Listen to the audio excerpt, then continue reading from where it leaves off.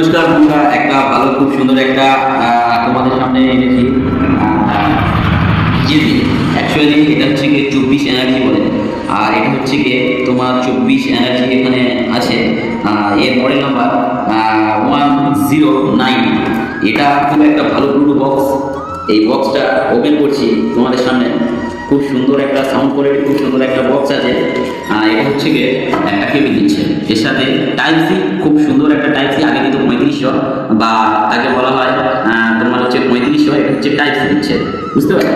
আর এখানে একটা খুব সুন্দর একটা বক্স তোমাদেরকে দিচ্ছে, লাল কালারের, খুব সুন্দর। এখানে কালার চয়েস করা যায়। তো এখানে এটা লাল কালারের একটা বক্স আছে। এখানে তোমার একটা স্পিকার থাকছে,